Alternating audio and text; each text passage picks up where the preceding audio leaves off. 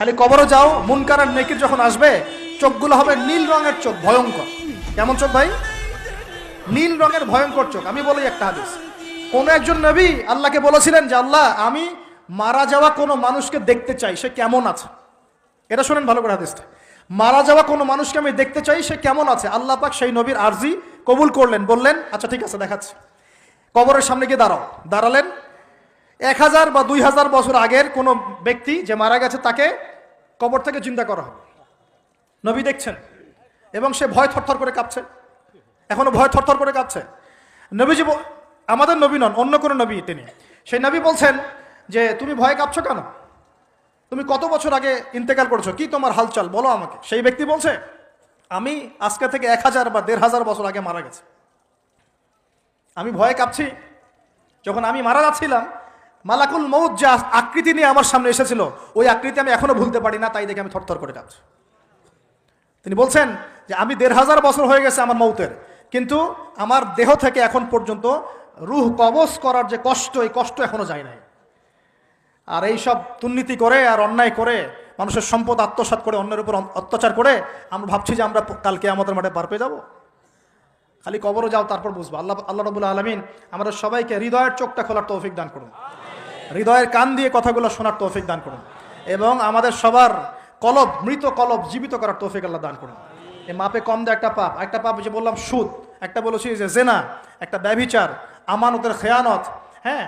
তারপরে যার যোগ্যতাহীন ব্যক্তিকে যখন আপনি দায়িত্ব দিবেন, যখন মানুষ স্ত্রীর আঁচল ধরে বসে থাকবে, মায়ের সাথে খারাপ ব্যবহার করবে, বাবাকে দূরে ঠেলে দিবে, বন্ধু বান্ধবদের কাছে নিয়ে আসবে, যখন মসজিদগুলো হট্টগোল হবে, শোরগোল হবে, মসজিদ চকচিক্যময় হবে, হেদায়েত উঠে যাবে, যখন দেখবেন সময় সংক্ষিপ্ত হয়ে আসছে, যখন দেখবেন যে জহরতুল কায়নাত, গান বাজনা বাদ্যযন্ত্রের সাথে সম্পৃক্ত যারা আছে, এই যে নর্তকী, এদের সংখ্যা বাড়তে থাকবে।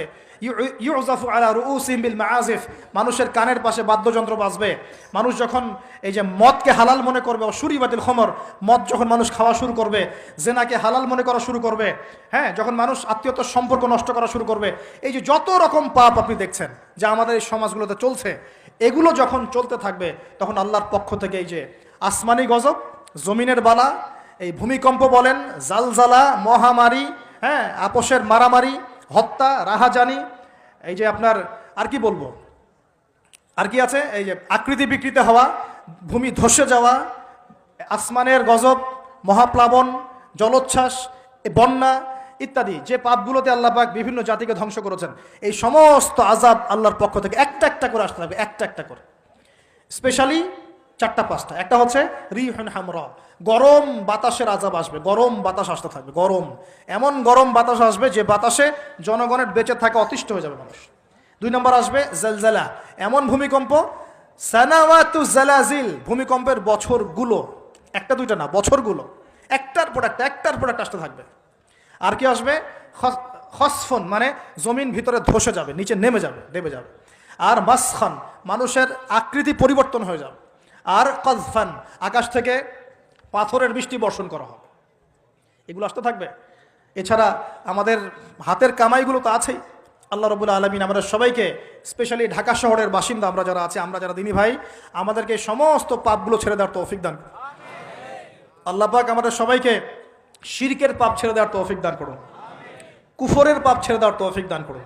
এই অহংকার, সম্পদের অহংকার আল্লাহ পাক বন্ধ করার তৌফিক দান করুন। আল্লাহ পাক আমাদের সবাইকে দুর্নীতি বন্ধ করার তৌফিক দান করুন, ন্যায় প্রতিষ্ঠা করার তৌফিক দান করুন।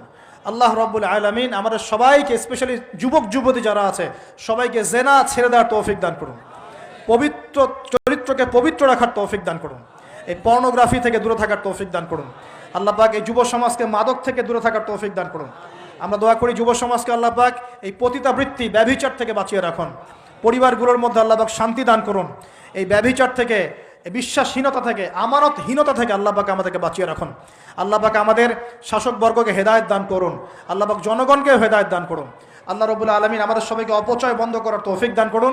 সবাইকে নামাজি বানিয়ে দিন, সবাইকে কোরআনওয়ালা বানিয়ে দিন, সবাইকে হাদিস চর্চা করার তৌফিক দান করুন, রাসূলের সুন্নত মাফিক জীবন গড়ার তৌফিক দান করুন। সমস্ত পরিবারগুলোতে ইসলামী পর্দা কায়েম করার তৌফিক দান করুন, নামাজ প্রতিষ্ঠার তৌফিক দান করুন।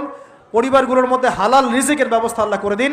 এবং সর্বোপরি আসন্ন রমজান যেটা আসছে, এই রমজানে আমরা যেন আমাদের গুনাহগুলোকে মাফ করিয়ে নিতে পারি। আল্লাহ পাক সেই তৌফিক আমাদের সবাইকে এনায়েত করুন, বলি আমিন।